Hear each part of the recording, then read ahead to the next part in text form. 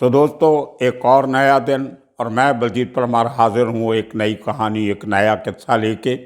आजकल हम लोग बात कर रहे हैं उन घटनाओं की, उन इंसिडेंट्स की, उन क्राइम्स की या उस हरकत की जो एक बड़े सरगना के ऊपर बहुत भारी पड़ी। तो आज हम जिक्र करेंगे एक उस मर्डर केस का जो छोटा राजन के लिए बहुत महंगा पड़ा। और वो केस था जब पत्रकार जर्नलिस्ट जे.डे का मर्डर केस। ये ना 2011 की बात है, 11 जून 2011। जे.डे उस ज़माने में एक मिड डे इवनिंगर निकलता है मुंबई से। उसके क्राइम रिपोर्टर हुआ करता था। यंग लड़का था, फील्ड में नया नया आया था, कुछ 10-12 साल हुए थे, 15 साल हुए होंगे। 95 के बाद कहीं फील्ड में आया। और इसी तरह कुछ और जर्नलिस्ट ज़माने में आए थे जिन्होंने अपना नाम उस टाइम पे कमाया, कुछ किताबें लिखी, कुछ अखबारों में काम किया। तो वो एक दौर था जब वैसे तो अंडरवर्ल्ड की एक्टिविटीज़ काफ़ी कम हो गई थी 95 के बाद, ख़ास तौर पे क्योंकि 93 के ब्लास्ट के बाद दाऊद गैंग इनएक्टिव था एक तरीके से। दुश्मनी चल रही थी सिर्फ छोटा राजन से। अदरवाइज मुंबई में डी गैंग की एक्टिविटीज़ थी जो काफ़ी कम हो गई थी, जो चलती रही वो थोड़ा बहुत छोटा राजन के साथ चलती रही। 2000 तक जो एक डी गैंग का जो एक वन पॉइंट एजेंडा था वो छोटा राजन को ख़त्म करना था, उसकी तैयारियों में लगे रहे। 2000 में छोटा राजन पे अटैक होता है बैंकॉक में, और उसके बाद छोटा राजन एक तरीके से फिर दोबारा बाहर अंडरग्राउंड हो जाता है। लेकिन मुंबई में कोई इतने बड़े कांड नहीं चल रहे थे, एक्सेप्ट इक्का दुक्का जो कुछ पुलिस एनकाउंटर हुए, या कभी अरुण गवली के 2-3 केस हुए, जिनमें जमसंदेकर का केस तो उसकी 1-2 दिन में बात करेंगे। उसी तरह अमर नायक का गैंग के केस 2-3 हुए। कोई ज़्यादा एक्टिविटी अंडरवर्ल्ड की नहीं थी, जो रूटीन काम चलता था वो चलता था। तो मेरे हिसाब से वो बहुत ही डिफ़िकल्ट दौर था क्राइम रिपोर्टर्स के लिए, जिसमें क्राइम से जुड़ी या अंडरवर्ल्ड से जुड़ी खबरें निकालना, ढूंढना बहुत मुश्किल का काम था। और उन दिनों में इन जो 3-4 रिपोर्टर आए बाद में, जिनमें एक जे.डे भी था, उन्होंने काफ़ी, उनको मेहनत मशक्क़त करनी पड़ती थी अंडरवर्ल्ड से जुड़ी खबरें निकालने के लिए। और ये एक जो मजबूरी होती है, प्रोफेशनल मजबूरी, प्रिंट मीडिया में काम करने का सबसे बड़ा एक जो नुकसान होता है वो होता है मीटिंग द डेडलाइन। आपको रोज़ अखबार में एक फिक्स समय तक एक रिपोर्ट देनी पड़ती है, जिसमें आपकी पूरी रिसर्च नहीं भी हुई, आपने वो स्टोरी स्लेट की हुई है, तो कहीं ना कहीं या तो अधूरी रिपोर्ट चली जाती है या उसको बढ़ा चढ़ा के पेश किया जाता है। तो ये एक प्रिंट मीडिया की बहुत बड़ी एक लिमिटेशन है। जबकि टेलीविज़न के लिए आपने 3-4 मिनट की खबर जो है वो चला के वो हिट भी हो जाती है, उसमें विजुअल दिखा दिए जाते हैं, लोगों को अच्छा भी लगता है। तो उसमें बात सही नहीं है तो भी लोगों को तरीके से बताई जाए तो लोग उसको देख लेते हैं।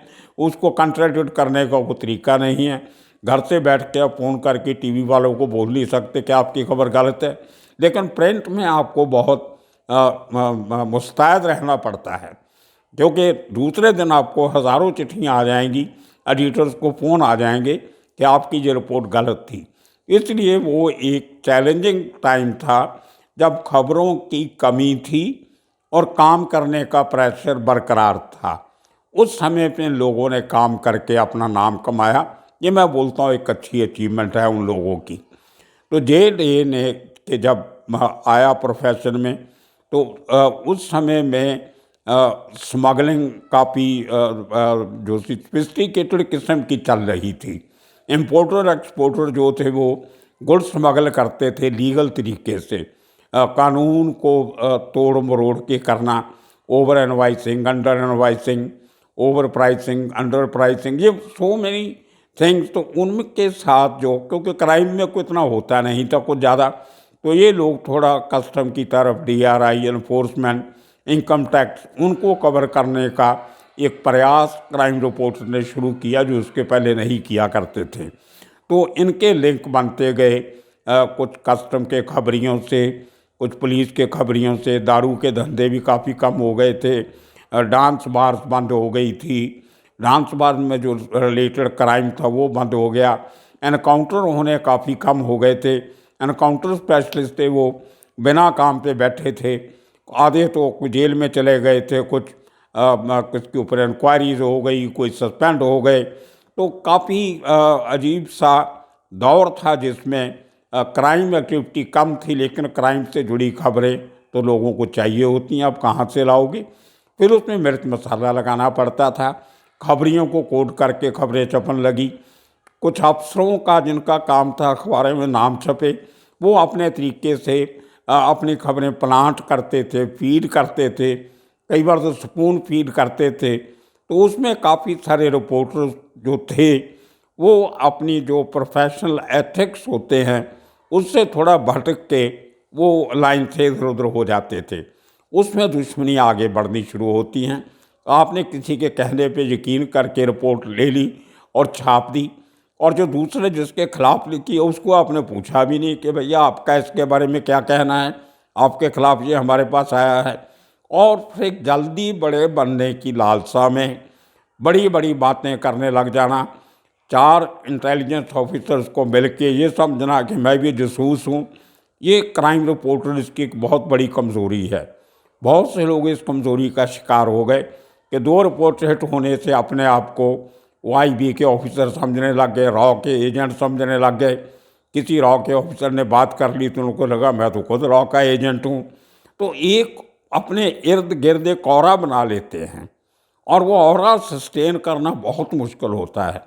दो चार लोगों से मिलने से आपके कंटेक्ट नहीं बनते, दो चार लोगों की बातें छापने से आप बड़े आदमी नहीं बनते। ये एक बहुत बड़ी बीमारी है हमारी क्राइम रिपोर्टिंग में, पूरे देश में, हिंदुस्तान में, इंडिया में भी नहीं, बाहर भी ऐसे ही है। मैंने इंग्लैंड में काम किया 6-7 साल, वहाँ भी यही प्रॉब्लम है। तो ये एक बीमारी का शिकार हम इसलिए हो जाते हैं कि हमें छापने के लिए खबर चाहिए होती है। तो उस दौर में जब छोटा राजन बैंकॉक से नया नया अटैक से बच के बाहर निकला था, तो क्यास लगने लग गए कि छोटा राजन कहाँ है। एक अखबार में खबर छप गई वो ऑस्ट्रेलिया में है, दूसरे में छप रही है वो कंबोडिया में है, तीसरे में छपी वो लाओस में है, चौथे में छपा वो वियतनाम में है। किसी को नहीं पता था कि वो ईरान की राजधानी तेहरान में अपना इलाज करवा रहा है। तो ये एक और किसी के पास इतने साधन होते नहीं कि वो अपनी न्यूज़ को जो फॉरेन कंट्री की फॉरेन लैंड पे वहाँ पे क्या हो रहा है उसकी इन्फॉर्मेशन ले सके। और हमारे न्यूज़पेपर वालों के पास इतने साधन नहीं होते। IST तो होती नहीं थी हमारे ऑफिस में, इंटरनेशनल फ़ोन आप कर नहीं सकते। उस मोबाइल फ़ोन उस ज़माने में नहीं हुआ करते थे, बाद में आए, और जब आए तो इतने महंगे थे कि आप अफोर्ड नहीं कर सकते थे। 14-14 रुपये पर मिनट में कॉल शुरू हुई थी, 18 रुपये में। तो ये एक दौर था जब आपको लोगों पे मुनहसर रहना पड़ता था, आप डिपेंडेंट हो जाते थे अपने सो कॉल्ड सोर्सेज पे। सोर्सेज कौन होते थे? वही क्राइम ब्रांच के ऑफिसर जो पहले भी थे आज भी हैं। सोर्सेज क्या होते थे? वही 2-4 स्पेशल ब्रांच के ऑफिसर, कोई 2-4 IB के ऑफिसर, लोअर लेवल के, सीनियर लेवल के ऑफिसर तो बात नहीं करते। तो ये एक मुश्किल दौर था, उसमें अपनी सर्वाइवल दूसरे अखबार के क्राइम रिपोर्टर से बड़ी खबर कैसे छापनी है उसके लिए एक रैट रेस शुरू हो जाती है। एक मुकाबले में आगे रहने का जो एक ईमानदारी से, मेहनत से आगे बढ़ने का जो जज्बा होता है उसको बाई होकर क्रॉस करने की एक प्रतीक पड़ जाती है, एक आदत हो जाती है लोगों को। और अपने इर्द गिर्द इस किस्म का ऑरा क्रिएट करना कि मेरे से बड़ा आदमी कोई नहीं है, वो आपके खिलाफ जेलसी क्रिएट करता है। आप अपने आप को जितना बड़ा बताओगे उतने आपके दुश्मन खड़े होते हैं। कुछ इसी किस्म की जो एक एटमॉस्फेयर बना वो JD के बारे में भी बना। अपना नाम पूरा किसी को नहीं बताना, कभी कमांडर इन चीफ अपना तकिया कलम रख लेना, कभी कमांडर रख लेना, कभी J कमांडर, मतलब अपने आप को ये बताना कि मैं रिपोर्टर नहीं हूँ, मैं कोई बहुत बड़ी एजेंसी का जासूस हूँ। तो उससे जो दूसरे रिपोर्टर थे, मेरे साथ तो कभी काम नहीं किया उसने, मेरा कभी कंपटीशन नहीं था, is too junior to me, लेकिन उसके जो कलीग थे उस दौर में, दूसरे लोग जो क्राइम रिपोर्टिंग करते थे, वो जेलसी का एक फैक्टर शुरू हुआ। और वही कारण था जेलसी का फैक्टर, जिस फैक्टर की वजह से एशियन एज की रिपोर्टर जिग्ना बोरा को जेल में जाना पड़ा। बाद में भरी हुई वो बात की बात है, लेकिन वो फैक्टर कहीं ना कहीं आपको नुकसान करता है। इसी तरह 3-4 और रिपोर्टर थे जो जेडे के साथ बैठते थे, उनका जो बैकग्राउंड थी वो काफ़ी सस्पिशियस थी। उनमें से कुछ तो छोटा राजन के खास थे, उनमें से कुछ दाऊद कंपनी के खास थे, दाऊद के खास थे, छोटा शकील के खास थे। और वो लोग जो थे जेड एक से सुनी सुनाई बातें वो कोई दाऊद को रिपोर्ट करता था, कोई छोटा राजन को रिपोर्ट करता था। और उसमें ये फैला देना कि मैं थोड़े दिनों में छोटा राजन की इंटरव्यू करने के लिए ऑस्ट्रेलिया जा रहा हूँ। और वो किसी रिपोर्टर ने उसके जो उसके साथ बैठते थे, रात को दारू पीते थे प्रेस क्लब में, जो दूसरे अड्डों पे बैठ के, वो लोग बाहर निकलते ही फ़ोन कर देते छोटा शकील को कि जेडे तो छोटा राजन को मिलने ऑस्ट्रेलिया जा रहा है। और उनको ये हिंट मिल जाता था कि छोटा राजन ऑस्ट्रेलिया में है। और छोटा राजन को ये कह देना उन्होंने कि जेडे तो लंदन में दाऊद को मिलने जा रहा है, या इकबाल मिर्ची को लंदन में मिलने जा रहा है। तो ये बड़ा अजीब, मुझे समझ नहीं आता था कि ऐसे काम क्यों करते हो। जो बातें आपके अंदर रहनी चाहिए वो आप शराब के गिलास पे आप उनको पब्लिक कर रहे हो, उन लोगों से जिनका आपको शायद पता होगा कि उनके अंदर बात हजम नहीं होगी, वो तो अपने आकाओं को कहीं ना कहीं बता देंगे। तो इस किस्म की उस जो पर्सनल जो आपके साथी होते हैं, अंग्रेजी में जैसे कहते हैं a man is known by the company he keeps, आपके साथ कौन लोग उठते बैठते हैं वो बहुत बड़ा मुनस्सर करता है कि आपकी ज़िंदगी किस किस्म से चल रही है। तो वो जो ऐसे लोगों से बैठना, जो खबरी लोगों पे ज़्यादा भरोसा करना, उसको शायद जेडे इस गलतफहमी में रहा कि जो खबरी मुझे खबर दे रहा वो सिर्फ मेरा ही है। उसको ये पता नहीं था ये खबरी ऑलरेडी 10 रिपोर्टरों को वो खबर पहले दे के आया है। तो ये एक फॉल्स ईगो, एक जल्दी बड़ा होने की लालसा, या कुछ अपने फील्ड में आगे बढ़ने की, एक नंबर 1 बनने की एक जो ख्वाहिश होती है, उसके लिए बहुत तपस्या करनी पड़ती है, बहुत मेहनत करनी पड़ती है, अपना करैक्टर बराबर रखना पड़ता है। तो कहीं ना कहीं वो इनएक्सपीरियंस जो उसका प्रोफेशन में था वो अल्टीमेटली उसके खिलाफ गया। वो जो छोटा राजन को कोई जो केस जिसमें छोटा राजन को ये उम्र कैद की सज़ा हुई है, जो मुंबई की क्राइम ब्रांच ने जो चार्जशीट बनाई, उसको आप ध्यान से पढ़िए, आपको कहीं नहीं लगेगा कि जो मुद्दा सीबीआई ने बाद में जो केस चला, टेक ओवर किया था केस, कि कोई मोटिव क्या था, जेडे को मारने का मतलब क्या था, वो ऐसी क्या बात थी कि छोटा राजन को जेडे को मारना पड़ा। अब कोर्ट में सीबीआई, पहले क्राइम ब्रांच ने ये कहा कि जेडे एक किताब लिख रहा था जिसमें उसने छोटा राजन को चिंदी चोर कहा था। चिंदी महाराष्ट्र में वो कपड़े के, पुराने से कपड़े की छोटी सी टाकी को, पीस को कहते हैं, कट पीस को, और लोअर लेवल की बात मतलब। तो ये कोई बहाना नहीं है, उससे बड़े बड़े बुरे शब्द पत्रकारों ने अंडरवर्ल्ड के लोगों के बारे में बोले हैं, लिखे हैं। टीवी वाले तो रोज़ पता नहीं क्या क्या बोल देते हैं, और उनके ओपोनेंट्स भी उनको क्या क्या बोल देते हैं। तो ये एक शब्द बोलना कि छोटा राजन को चिद्दी शब्द अच्छा नहीं लगा, उसने उसको मरवा दिया, मैं इसको मोटिव नहीं समझता। जब पुलिस इस किस्म के मोटिव लेती है, इसका मतलब ये होता है कि वो केस को जल्दी सिपटाने के चक्कर में है, इन्वेस्टिगेशन के चक्कर में नहीं। वो केस को जल्दी निपटाना चाहती है। और देखिए कितना जल्दी जल्दी हुआ वो केस में। 15 दिन में लोग पकड़े भी गए, 15 दिन में चार्जशीट भी तैयार कर ली गई, 30 दिन में चार्जशीट पेश कर दी गई, और केस फाइल कर दिया गया। तो ये मुझे लगता है कहीं ना कहीं सरकार और पुलिस बहुत जल्दी में थी इस केस को सुलझाने के लिए। मोटिव ये नहीं है, मोटिव कुछ और है। इसकी कहीं प्रॉपर इन्वेस्टिगेशन कभी होगी, या कोई एंटरप्राइजिंग कोई लोग जो इस केस की तह तक जाना चाहेंगे, तो आपको मालूम पड़ेगा ये it's not a case of revenge और समथिंग। छोटा राजन ने क्या दुश्मनी लेनी थी जेडे से, जो उसकी क्या पर्सनल दुश्मनी हो सकती है। और पहले पुलिस का ये कहना है कि जिगना बोरा ने छोटा राजन को भड़काया कि ये आदमी आपके खिलाफ उल्टा सीधा बोलता है, इसको मार दो। उसमें कोई नुकसान तो नहीं किया छोटा राजन का।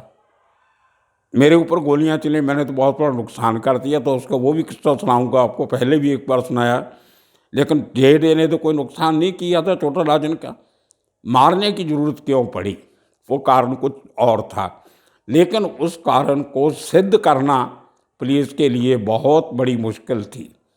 उसमें बहुत बड़े लोग इन्वॉल्व थे जिनकी क्वेश्चन करना पुलिस के लिए बहुत मुश्किल था, जिनको केस में इन्वेस्टिगेशन के बाद एविडेंस इकट्ठी करके कटहरे में खड़ा करना मुश्किल था।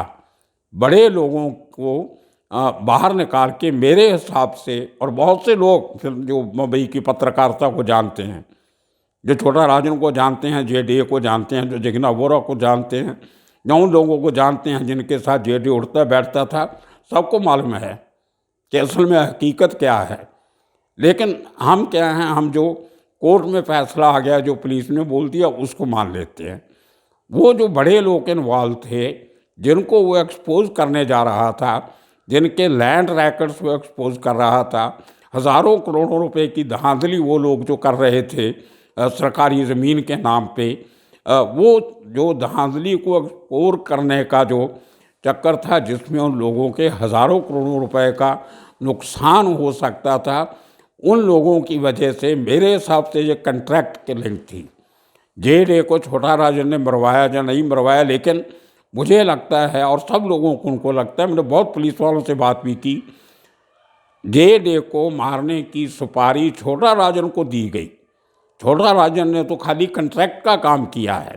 उसको बोला कि हमें ये आदमी मरवाना है, हमें कोई 2-4 वो शार्प शूटर किलर दे दो। छोटा राजन ने प्रोवाइड कर दी कि ठीक है मैं ये आदमी देता हूँ।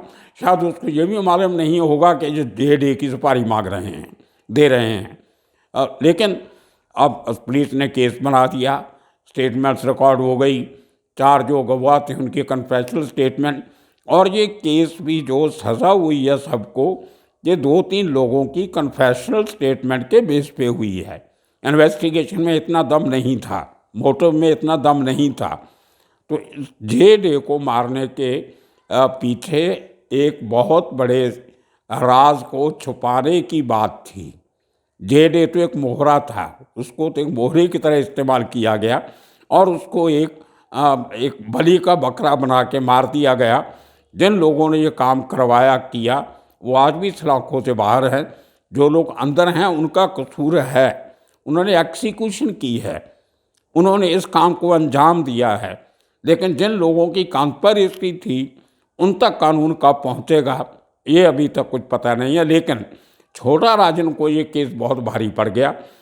उसके जो सतीश कालिया, जिसको उसने उसका जो आदमी था जिसने ये गोलियां चलाई, और जो 11 लोग थे उनको सज़ा हुई।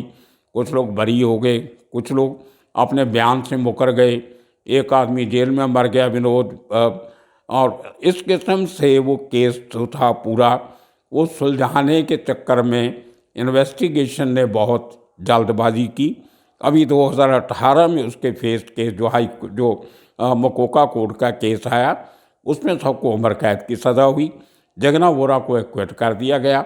2019 में जो पुलिस ने इस जगना बोरा की एक्विटल के खिलाफ जो अपील की थी, वो हाई कोर्ट ने ठुकरा दी। तो आज के दिन में जेडे का वो पहला केस था छोटा राजन की ज़िंदगी का, जिसमें उसको सज़ा हुई, उसकी प्रोसिक्यूशन हुई।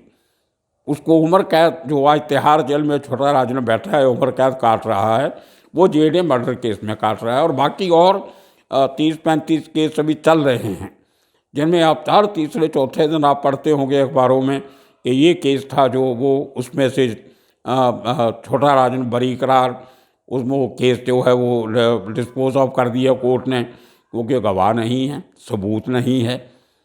तो ये एक बहुत बड़ी एक हमारे सिस्टम की एक कमज़ोरी है कि हम सच्चाई तक नहीं पहुंचते, सज़ा तक तो पहुंच जाते हैं।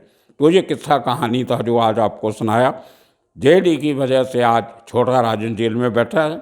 30-35 केस और भी हैं, उनमें क्या क्या सज़ा होगी वो देखने वाली बात है।